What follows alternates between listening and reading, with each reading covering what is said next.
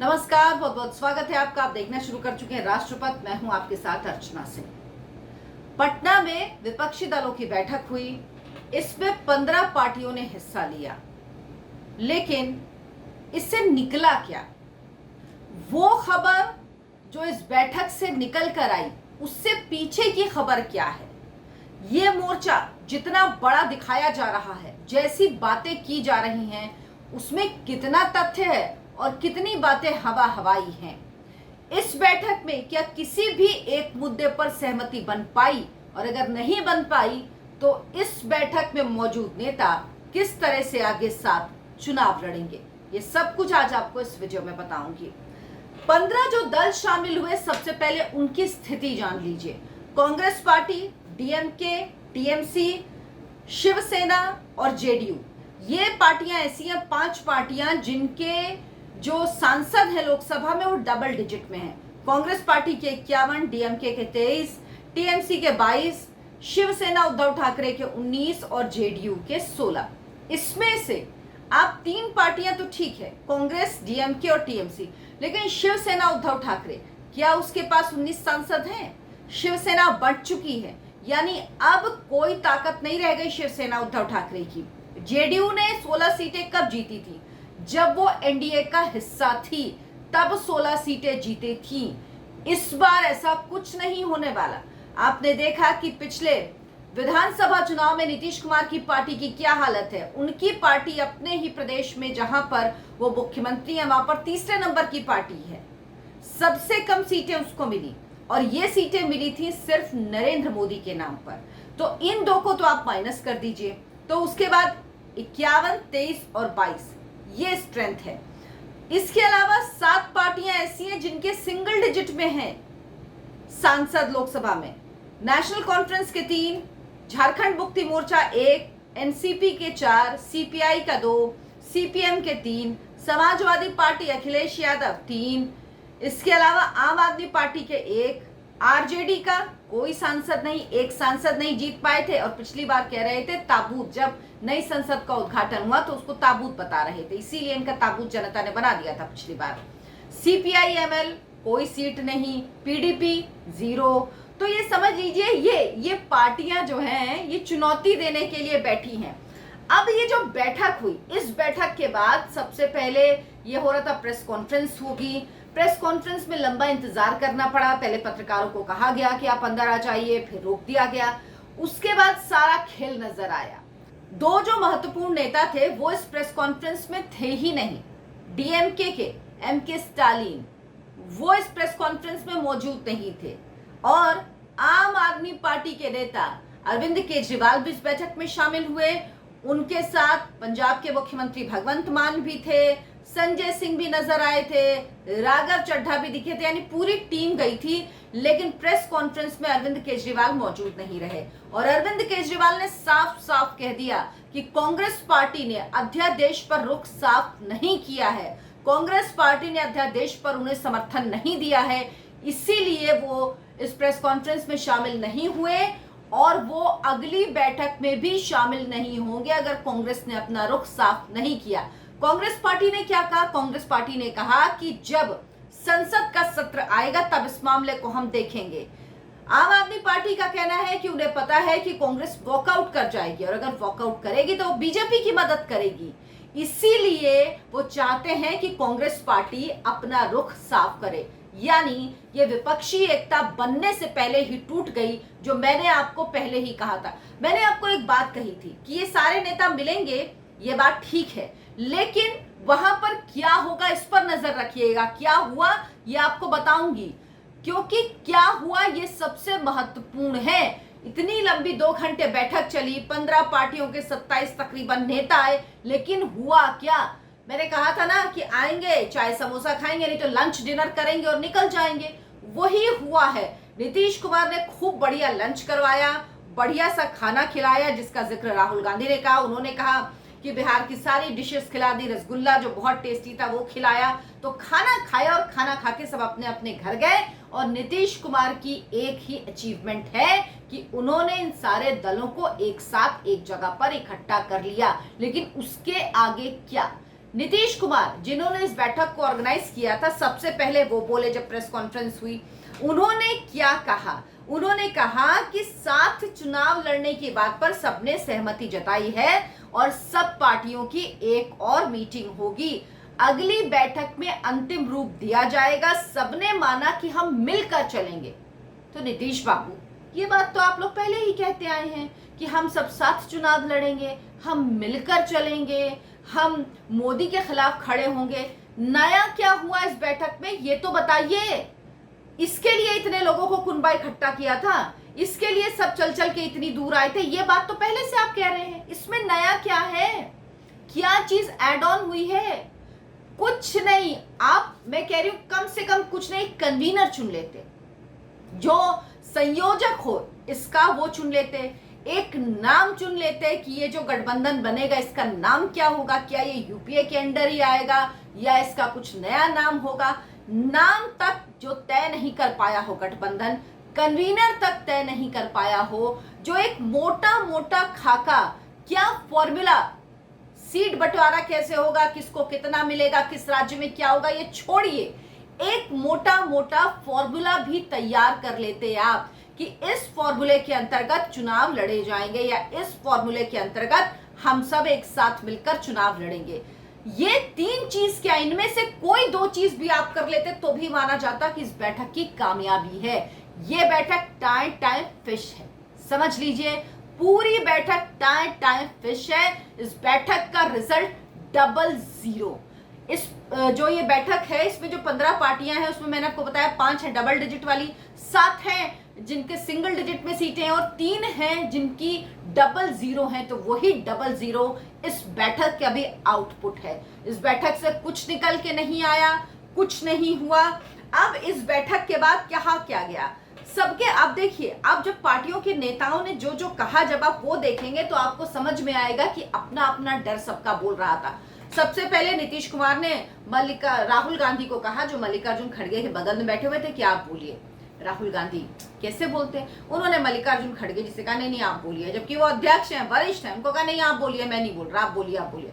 बेचारे मल्लिकार्जुन खड़गे क्या करते हैं, उनको बोलना पड़ा। अब उन्होंने अपनी बात रखी, लेकिन उन्होंने भी वही कहा जो हम इतने समय से सुनते आ रहे हैं, कुछ भी नया नहीं कहा। उन्होंने कहा मिलकर एजेंडा बनाएंगे, हर राज्य में अलग अलग तरीके से आगे बढ़ेंगे, एक एजेंडा सब राज्य में नहीं चल सकता, एकजुट होकर 2024 में लड़ना है, बीजेपी को बाहर करना है। ये फॉर्मूला। हाँ, एक चीज जरूर तय हुई है इस बैठक में, अगली बैठक कब होगी। हम लोग जब न्यूज रूम में होते थे तो कभी कभी ये कहते थे जब हम कि बैठक पे बैठक होती, लेकिन की मतलब मीटिंग होती है, मीटिंग पे मीटिंग होती, मीटिंग का नतीजा क्या निकलता है, कुछ नहीं निकलता। वही वाला हाल है। अगली बैठक की तारीख तय हो गई कि 10 से 12 तारीख के बीच में अगली बैठक होगी, शिमला में होगी, क्योंकि इस बैठक को भी कांग्रेस पार्टी, राहुल गांधी, मल्लिकार्जुन खड़गे चाहते थे कि शिमला में हो, नहीं हो पाई, क्योंकि ममता बनर्जी अड़ी हुई थी कि पटना में ही हो ये बैठक, किसी और की अगुवाई में ना हो, इसीलिए यहाँ पे हुई, वरना ममता बनर्जी शायद नहीं आती। अगली बैठक की तारीख लगभग तय हो गई, 10 से 12 तारीख टेंटेटिव डेट बताई गई, और शिमला में ये बैठक होगी जो कांग्रेस की अगुवाई में होगी। मल्लिकार्जुन खड़गे, राहुल गांधी इसको ऑर्गेनाइज करेंगे, ये कहा गया है।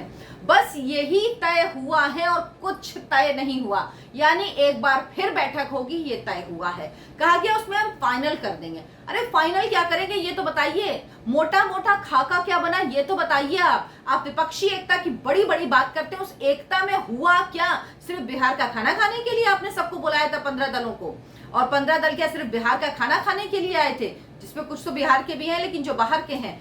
अब ये समझ लीजिए, अगर ये टोटल जो ये पार्टीज हैं, इनकी सीटें मुश्किल से, अगर टोटल आप काउंट करेंगे तो 150 से ज्यादा नहीं है, जिसमें आप जेडीयू और अगर शिवसेना, उद्धव ठाकरे, इनकी सीटें हटा दीजिए तो इनकी सीटें तो 100 के आसपास चली जाती हैं। अब 100 सीटों वाले जो सब एकजुट हुए हैं, ये हराएंगे किसको? जिनकी 303 सीट आई थी, उस नरेंद्र मोदी को हराएंगे। उस नरेंद्र मोदी को हराएंगे जिसका जनता पर आज भी भरोसा है। उस नरेंद्र मोदी को हटाएंगे जिसके ऊपर आज भी लोगों का भरोसा। एंटी इनकम्बेंसी, इतने लंबे समय में कोई ऐसा देश का प्रधानमंत्री नहीं होगा जो 9 साल में जिसके एंटी इनकम्बेंसी ना आई हो लोगों में, लेकिन नरेंद्र मोदी से नहीं है ये चीज। आज भी उनकी लोकप्रियता उतनी ही है, बल्कि बढ़ी है, कम नहीं हुई है। उसको ये 100 सीट वाले जो अलग अलग इधर उधर बिखरे हुए लोग हैं वो हराएंगे, ये बताइए।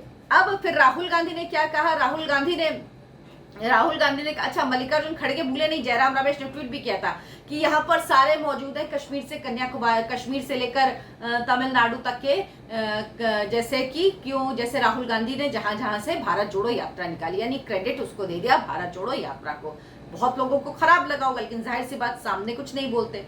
राहुल गांधी वही रटी रटाई लाइनें उनकी, उन्होंने तो पहले खाने का जिक्र किया, बहुत उन्हें खाना पसंद आया। उन्होंने कहा हिंदुस्तान की नींव को, आवास को, फाउंडेशन को दबाया जा रहा है, उस पर हमला किया जा रहा है, बीजेपी आरएसएस उस पर वार कर रही है, हमें थोड़े थोड़े डिफरेंस है लेकिन हम एक साथ आएंगे, ऑपोजिशन यूनिटी का प्रोसेस आगे बढ़ाया जाएगा। अभी यूनिटी का प्रोसेस आगे बढ़ेगा, बाकी फॉर्मूला क्या होगा ये तो किसी को नहीं पता। उसके बाद ममता जी, अब ममता जी इस बैठक में क्यों शामिल हुई है जानना सबसे जरूरी है।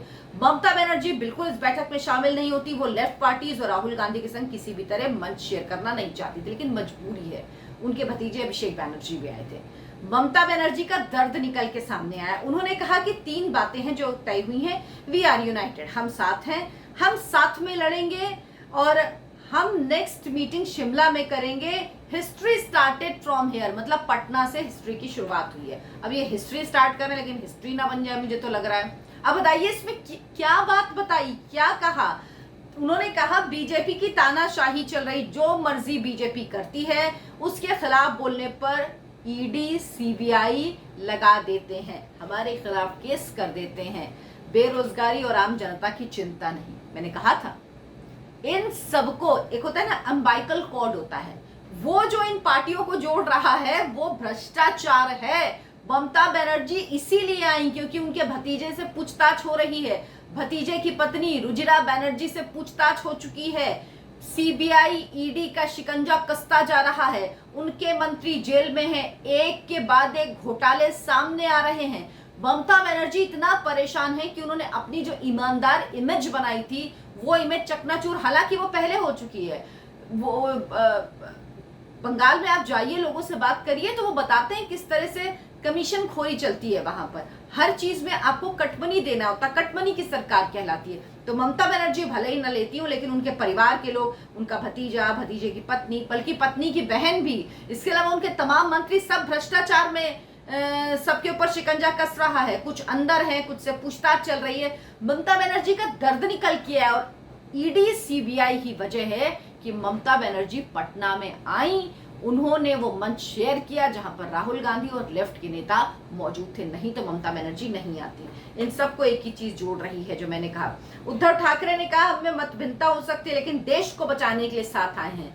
अब कई घोटाले इन लोग के भी सामने आ रहे हैं, इनकी पार्टी के कितने लोग हैं, तो ये देश नहीं, ये खुद को बचाने के लिए सामने आ रहे हैं। इन्होंने ये कहा ही नहीं कि इनका देश के लिए फॉर्मूला क्या है, ये सब एक बात कह रहे हैं, हम लोकतंत्र को, संविधान को, देश को बचाने के लिए सामने आ रहे हैं। लेकिन आपका विजन क्या है, ये पार्टियां इस बैठक में ये तक तय नहीं कर पाई कि जब हम बाहर जाएंगे तो हम आखिर बोलेंगे क्या, कि हम मोदी को हटाने, वही इनका फॉर्मूला, मोदी को हटाना है, मोदी को हटाना है। इसके अलावा इनके पास कोई फॉर्मूला, कोई एजेंडा नहीं है। मोदी को क्यों हटाना है, क्योंकि भ्रष्टाचार करना है। मोदी को क्यों हटाना है, क्योंकि मोदी भ्रष्टाचार के खिलाफ कड़ी कार्रवाई कर रहे हैं और उसमें कहीं से कोई ढील नहीं दी जाएगी जब तक नरेंद्र मोदी प्रधानमंत्री रहेंगे। बीजेपी की भी कई सरकारें रहीं, लेकिन जिस तरह की कार्रवाई नरेंद्र मोदी कर रहे हैं भ्रष्टाचार के खिलाफ, जो चोट उन्होंने की है वो किसी भी प्रधानमंत्री ने करने की कोशिश नहीं की, चाहे वो भले ही